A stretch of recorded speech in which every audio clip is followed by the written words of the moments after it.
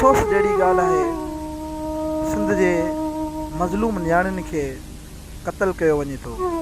Sita road भरिसां उस्ताद मोहम्मद रोशन चांडियो जी नियाणी नगीना चांडियो खे हथ पेर ॿधी क़तल करे पलाल में उछलायो वियो। नौजवान नियाणी सां तमामु वॾो ज़ुल्म। तव्हां हिन वीडियो खे गौर सां ॾिसो ऐं ख़ुदा अफ़सोस जहिड़ी ॻाल्हि आहे त अहिड़ा वाक़िया थींदा रहनि था ऐं सभिनी सिंध रहवासियुनि खे अपील कजे थी त पंहिंजे पंहिंजे घरनि जो ऐं मुआशिरे जो तमामु घणो ख़्यालु रखनि।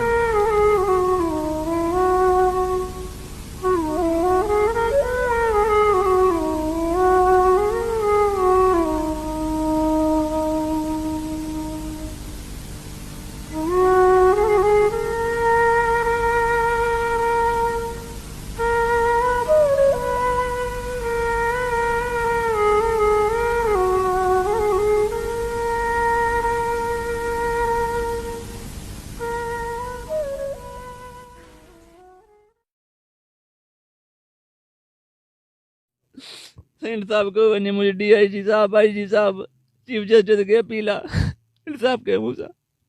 ऐं छोकिरियूं पढ़ंदियूं, हाणे उहो अॻिते केरु छॾींदो साईं छोकिरियूं सां। इंसाफ कयो वञे। इहो पुलिस मदद मुंहिंजी को बि कोन कई।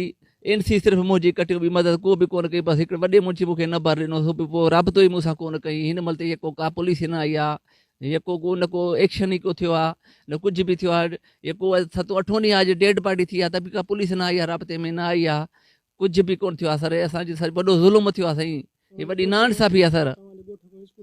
स्कूल तक़रीबन हितो 2-2.5-3 किलोमीटर आहे। ऐं छोकिरी खे मां पाण सुबुह जो सवेल उते छॾे ईंदो हुउसि, वरी पाण मां खणी ईंदो हुउसि। ओबाश बिल्कुलु मूंखे नज़र ईंदा हुआ, उहो हिते स्कूल जे ॿाहिरि हेॾो हेॾो पिया फिरंदा हुआ, हेॾो हेॾो मूंखे नज़र आहे। ऐं पर मूंखे उन्हनि माण्हुनि जे नालनि जी बि ख़बर आहे जेके मां तव्हांखे 4 मिंट ॿुधाया थो। हुन लाइ मां FIR में नाला उहे मां ॾींदुसि। मां ॻोठ में छा उहो मूंखे ख़बर आहे। मां पाण उस्ताद आहियां हिते ॻोठ में जेके प्राइमरी में नियाणियूं पढ़नि थियूं, उहे त माण्हुनि उहे बि छॾण न ॾियनि। पर मां ॿुधो आहे त टगनि में बि माण्हुनि छोकिरियुनि जो छॾे ॾिनियूं आहिनि।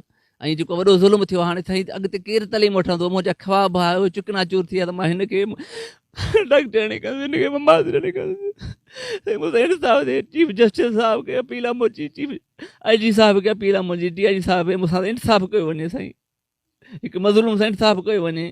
इहो न आहे त असां जेको आहे छोकिरियूं स्कूल मोकिलियूं ऐं सुभाणे असांखे उन्हनि जा लाश पिया मिलनि। ताज़ो असांजो हाणे 6 किलोमीटर परे आहे हितां डॉक्टर असमत जो वाक़ियो, इहो बि इन साॻे थाणे जो आहे। बि असांजे साॻे थाणे जो पिया वॾो ज़ुल्म थियो आहे साईं। मुंहिंजी घरवारी होॾे, मुंहिंजा ॿारड़ा सभु जेके छोकिरियूं आहिनि घर, उहे राति खां वठी करे बेहाल लॻियूं पियूं आहिनि। त हुनखे होश पतो ई कोन्हे को। असां इंसाफ़ कयो वञे।